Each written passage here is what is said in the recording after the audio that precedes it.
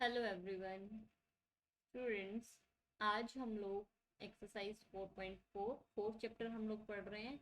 That is about linear differential equations with constant coefficients, right. और उसके अंदर हमने डिफरेंशियल इक्वेशन जिनकी राइट हैंड साइड में एक्सपोनेंशियल फंक्शन हो और डिफरेंशियल इक्वेशन ऐसी जिनमें साइन या कोस फंक्शन हो। ठीक है, इस तरह के डिफरेंशियल इक्वेशंस का पर्टिकुलर इंटीग्रल किस तरह से निकाला जाता है ये हमने सीखा है इससे पहले वाली एक्सरसाइजेस में। आज हम बात करेंगे इफ और differential equation is something like this, x raise to power m, x का फंक्शन हो यहाँ पे। ठीक है, इसके सम पावर में फंक्शन आपके पास गिवन है, तो उस केस में पर्टिकुलर इंटीग्रल कैसे निकाला जाएगा। सो सिंपल है। देखिए, एग्जाम्पल की हेल्प से ही हम मतलब प्रॉब्लम की हेल्प से ही सीधा शुरू करने की कोशिश करते हैं। हमारे पास ये डिफरेंशियल इक्वेशन है d square minus 4 into y is equals to x square.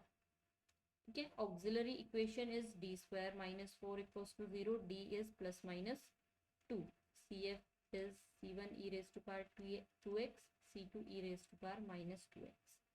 P I main बात जिसके बारे में हमें करनी है, that is P I 1/d² - 4x square.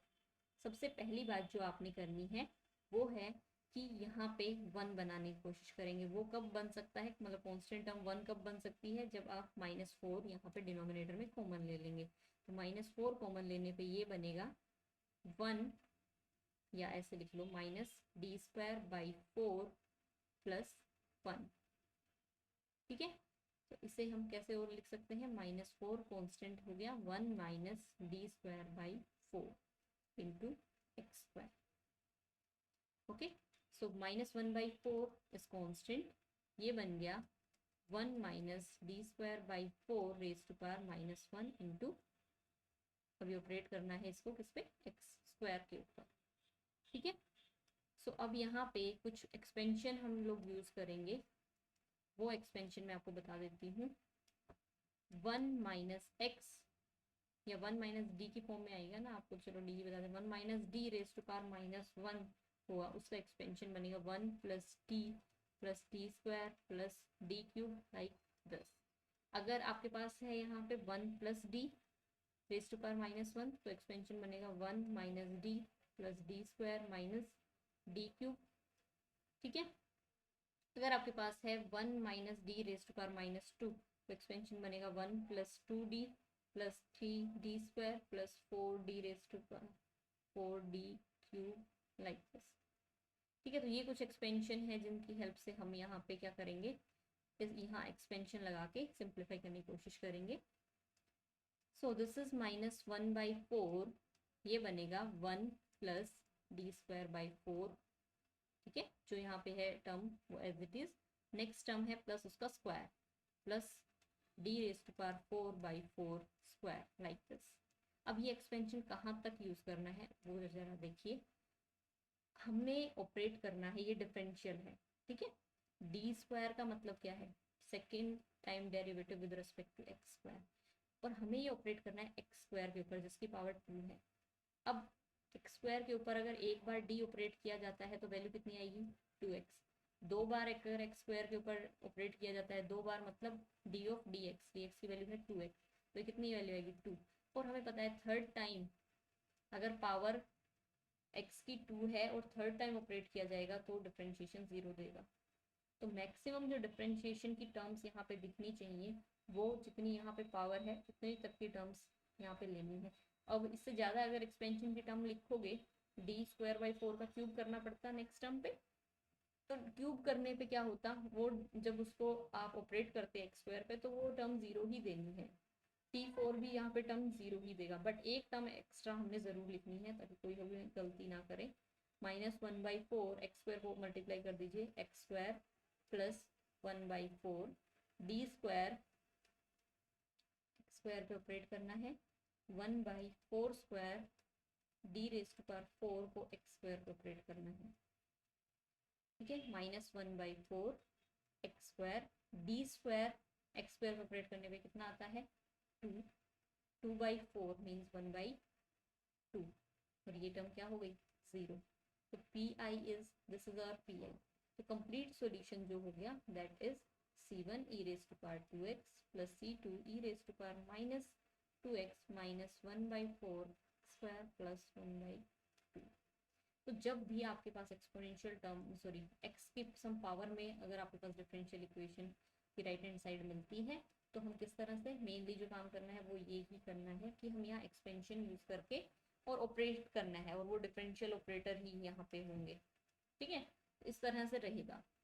अब कुछ और प्रॉब्लम देखते हैं एक्सरसाइज की। 4.4 exercise first question third part is this. So CF sorry auxiliary equation हमारे केस में 2d² plus 5d plus 2 is equal to 0। ठीक है, d की वैल्यू निकालिए, -5 plus minus quadratic formula use कर रहे हैं 25 माइनस 16/4। ओके, सो ये बचा -5 plus minus √9/4 that is -5 plus minus 3/4। तो इसकी वैल्यू हो गई -5 माइनस 3/4 एंड -5 प्लस 3/4। तो वैल्यू आई -2 एंड ये हो गया -1/2 डी की वैल्यूज। सो आपका CF is C1 e raise to power -2x plus C2 e raise to power -x/2। Clear. अब बात करते हैं PI की। PI is 1/2d² plus 5d plus 2 5 plus 2x। देखिए दो टर्म है राइट हैंड साइड पे, तो अब अगर दो टर्म हो या तीन टर्म हो या may be right hand side ये रहती may be 2x plus sin 2x, कैसे ऑपरेट करते, किस तरह से सिंप्लीफाई करते, हर एक टर्म के लिए अलग अलग करना है बिकॉज हर एक टर्म को सोल्व करने का अलग अलग मेथड है। 5d प्लस 2 यहाँ पे 5 के साथ plus 1/2d² plus 5d plus 2x। ठीक है, अब 5 को हम क्या लिख सकते हैं, 5 तो कांस्टेंट है, हम उसे बिना ऑपरेट किए हुए एज इट इज यहाँ पे लिख दिया प्लस 5d² प्लस 2। अब यहाँ पे 1 बच गया, 1 को क्या e raise to power 0x लिखा जा सकता है, यस बिल्कुल लिखा जा सकता है। इसी तरह यहाँ 2 है, ये 2 constant 2d² plus 5d plus 2x पे ऑपरेट करना है। अब ये सिंपल हो गया e raise to power 0x, जहाँ जहाँ पे आपके पास e आ रहा है वहां पे 0 पुट करना है, तो ये बचेगा कितना 5/2। ठीक है, e raise to power 0x is 1 तो 5/2 लाइकवाइज 2। अब यहाँ पे कांस्टेंट टर्म को 1 बनाना है, कांस्टेंट टर्म को 1 बनाने के लिए 2 आपको कॉमन लेना पड़ेगा और ये कितना बचेगा d² plus 5/2d plus 1 operate करना है इस पे 5/2 plus this is 1 plus d² plus 5/2d inverse operated on x।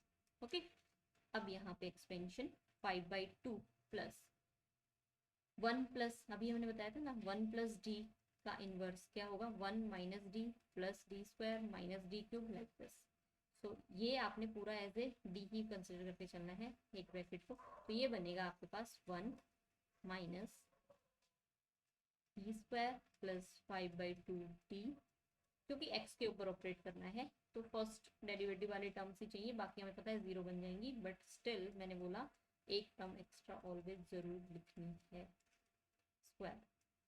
ठीक है, माइनस ऑपरेट करना है x के ऊपर, दिस इज x मल्टीप्लाई कीजिए 5/2 plus x minus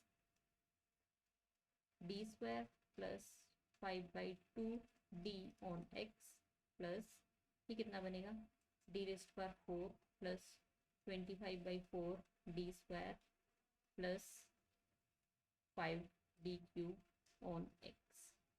okay, 5/2 plus x minus अब d² ऑपरेटेड ऑन x, दो बार डेरिवेटिव 0, 5/2 माइनस 5/2 बचेगा, डिफरेंशिएशन करेंगे एक बार x का तो 1 आ जाएगा, प्लस d4 x पे ऑपरेट करेंगे 0, d स्क्वायर 0, d क्यूब पे 0।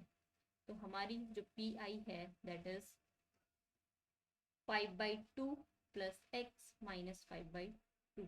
तो वैल्यू कितनी आई यहाँ पे पी आई की is simply x। So our complete solution y is c1 e raised to power minus 2x plus c2 e raised to power minus x by 2 plus this is our required complete solution of given differential equation। ठीक है, तो main बात जो थी यहाँ बताने वाली वो ये कि अगर आपके पास राइट हैंड साइड में टर्म्स डिफरेंट टर्म्स दिए हो, उनका सम यहाँ या डिफरेंस जो भी दिया हो, तो किस तरह से प्रॉब्लम होगी। अब मान लीजिए क्वेश्चन नंबर 5 है, जैसे कि उसमें आपके पास दिया हुआ है d square plus 4y is equals to e raise to power x की टर्म भी दी हुई है, साइन 3x की टर्म भी दी हुई है और x की टर्म भी यहाँ पे एक्स स्क्वायर की टर्म भी दी हुई है। तो उस केस में पी आई किस तरह से मिलेगा, सी एफ भी आपने निकालना जानते हैं, इजीली निकाल सकते हैं। D square plus 4 e raise to power x के लिए अलग, D square plus 4 sign 3x के लिए अलग से, and D square plus 4 x square के लिए अलग से आपने सिंप्लीफाई करके ऐसे सिंप्लीफाई करना होता है। तो इस तरह की प्रॉब्लम्स रहेंगी एक्सरसाइज 4.4 में, जो आप इजीली यहाँ पे सिंप्लीफाई कर सकते हैं। So try on these problems. Okay, thank you.